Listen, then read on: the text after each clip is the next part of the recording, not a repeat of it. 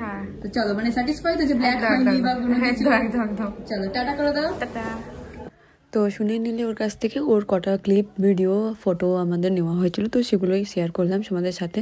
দেখো অনেকেই বলছো লিপস্টিক নিউড পরিয়েছো, চোখটা একটু গর্জিয়াস করে দিয়েছো, হেয়ার এরকম কেন করেছো। দেখো ওদের নিজস্ব একটা পছন্দ থাকে রিয়েল ক্লায়েন্টের।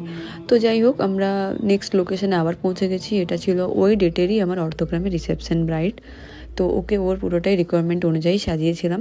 তো ফুল ক্লিপ ভিডিও এতগুলো নেওয়া হয়নি, কারণ কাজের চাপও থাকে, হড়বড়ির মধ্যে সম্ভব হয়নি।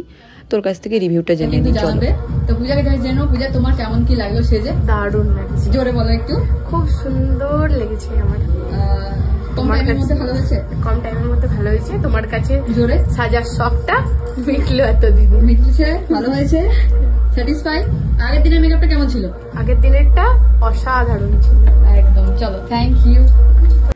তো এটা ছিল ওর ফুল লুক। ও ভীষণই মিষ্টি একটা ক্লায়েন্ট। হ্যাঁ, তো ওর রিকোয়ারমেন্ট অনুযায়ী ওকে সাজানো হয়েছিল। কেমন লাগছে অবশ্যই জানিও। এবারে আমরা বেরিয়ে গেছিলাম আমাদের 4th লোকেশন। এটা ছিল কিন্তু আমার বাড়িতেই, তো আমার স্টুডিওর মধ্যেই।